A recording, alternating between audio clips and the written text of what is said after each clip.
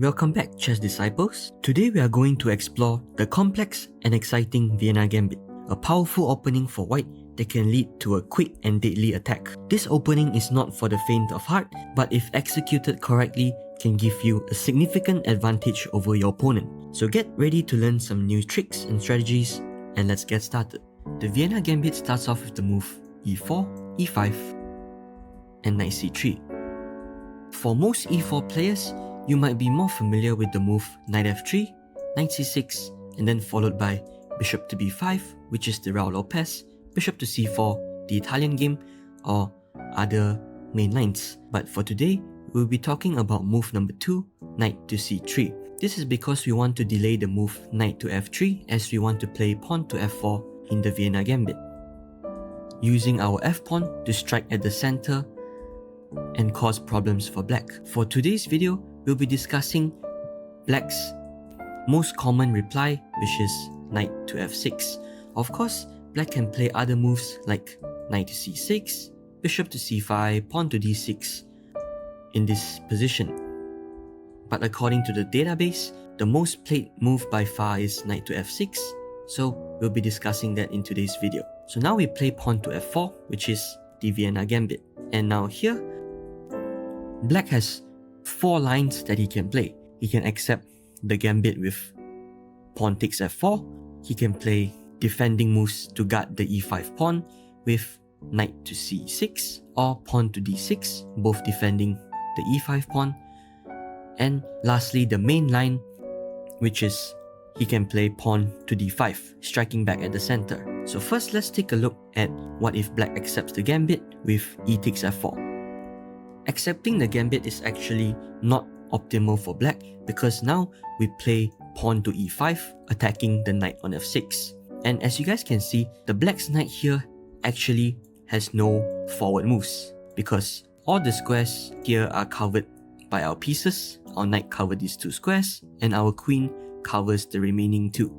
So the only way for black to retreat his knight is to play knight to g8, undeveloping his own knight. Now here, a key move to remember is we have to play the move knight to f3. This is because we need to protect our h4 square to prevent queen to h4 check hitting our king. So just be careful and be patient not to play a hasty move like pawn to d4 or bishop to c4 because we need to defend against the threat of queen h4 check first. So knight to f3. And now in this position, as you guys can see, it's not easy for black to develop his pieces. His knight is stuck on g8, unable to go to f6, and the best move here for black is actually to play pawn to d6, trying to offer a trade of pawns so that if we capture, black can develop his bishop and the knight can go back to f6 later on. Also, the move pawn to d6 can free up his light square bishop as well. So here, we play pawn to d4, strengthening our center pawn structure. And after black captures, we do not capture back with the d pawn or the knight, but instead we play this nice move queen to e2. Now you might be wondering, why do we play queen to e2 and block our own bishop on f1 instead? The whole idea of queen to e2 is we get this nice pin on the king. We can capture back the e5 pawn anytime, either with the queen, giving check, or with the knight, or with the pawn as well. And also, we can play bishop takes f4 on the next move, utilizing the pin on the king and gaining back all our pawns. The best move for black in this position is either to play bishop to b4 or bishop to e7 according to the engine. It doesn't matter which move black plays because, for example, after bishop e7, now we can capture the e5 pawn with the queen. We're attacking the pawn on g7 as well, so black would probably play something like knight to f6, blocking the threat of the queen. Now we capture back the f4 pawn with our bishop, at the same time threatening to capture on c7.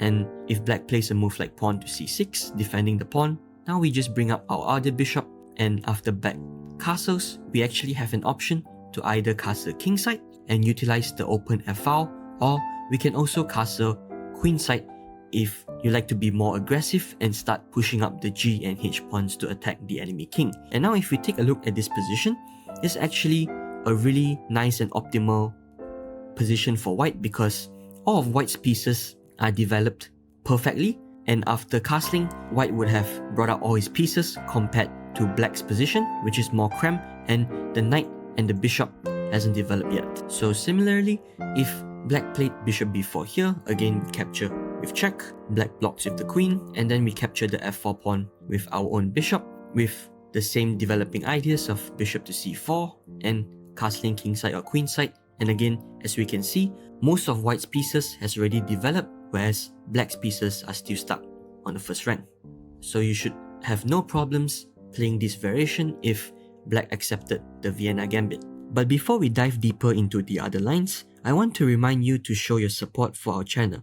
If you're enjoying this video and want to see more great chess content, please hit that like button and subscribe to our channel. Your support motivates us to keep creating more amazing chess videos for you.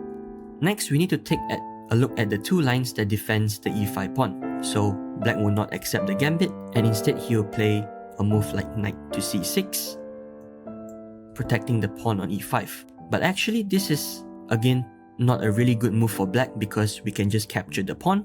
After knight takes, we push up our pawn forward, pawn to d4, attacking the knight. It doesn't matter where the knight goes back, knight to g6 or knight to c6. We push up our pawn again, pawn to e5, kicking the knight away. The knight has no squares to go and has to retreat backwards again. And just remember the threat of queen to h4, so we play knight up to f3, defending the square. And as you guys can see in this position, white has a really solid pawn structure in the center. Black's knight is just undeveloped again, and we will have a lead in development with similar developing ideas. So the third line is to defend the e5 pawn with the d6 pawn. This move is slightly better than the first and second variations for black. However, it's still quite passive because it just blocks his own bishop from developing. So here we play the move knight to f3, bringing another attacker on the e5 pawn.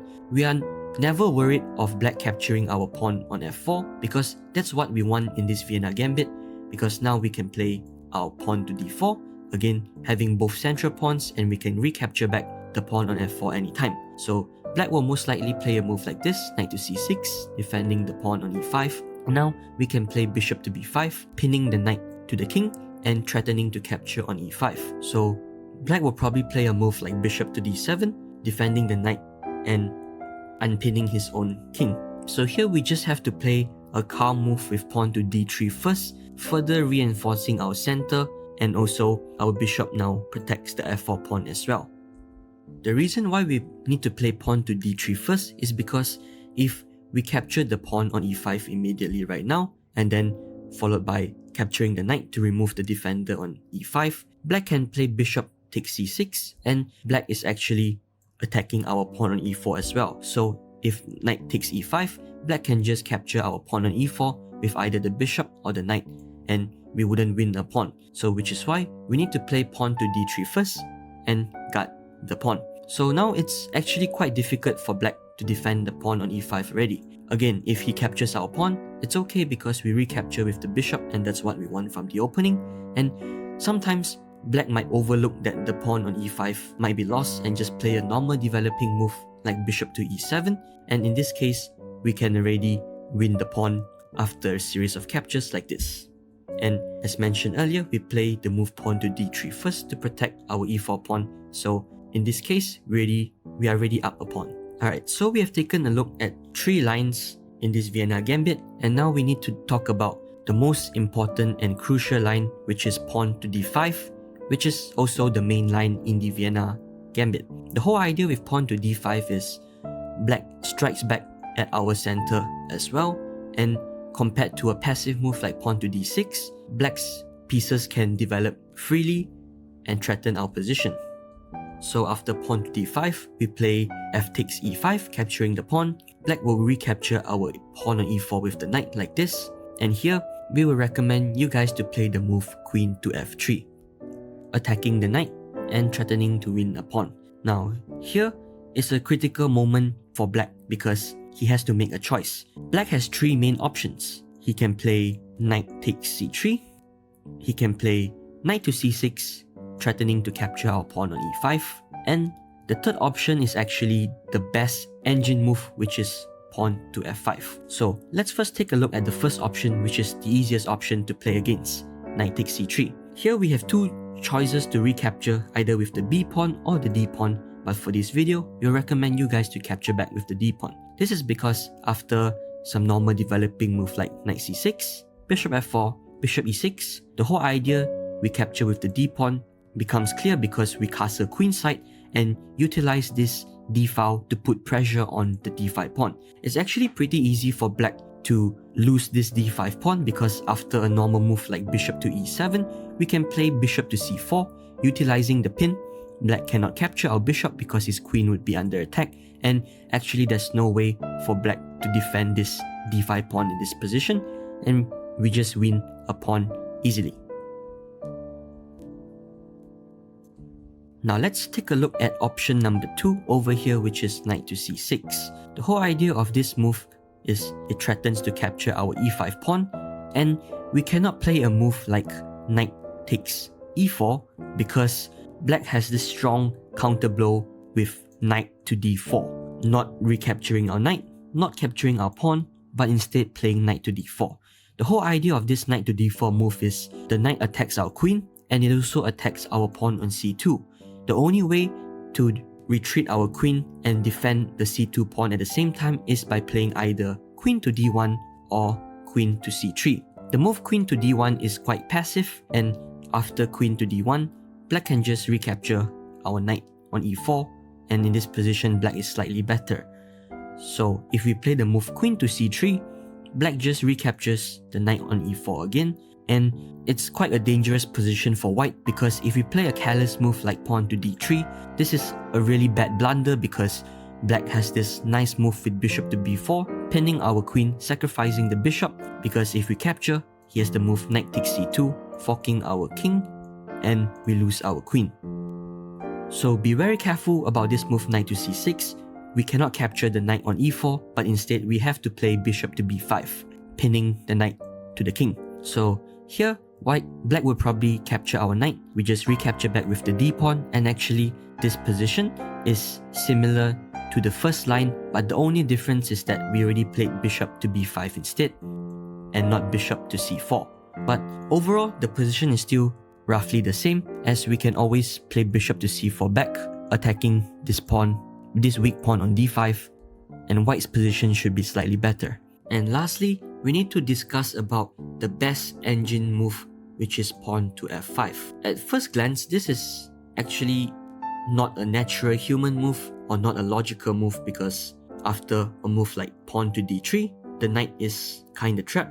He has to capture our knight, recapture, and a move like pawn to f5 looks like black is just weakening his own position and allowing our e5 pawn to be a pass pawn, which would be quite dangerous in the endgame. So the only move here for black is pawn to d4, and the computer evaluates this move as equal 0.00, and any other move besides pawn to d4 allows white to be slightly better.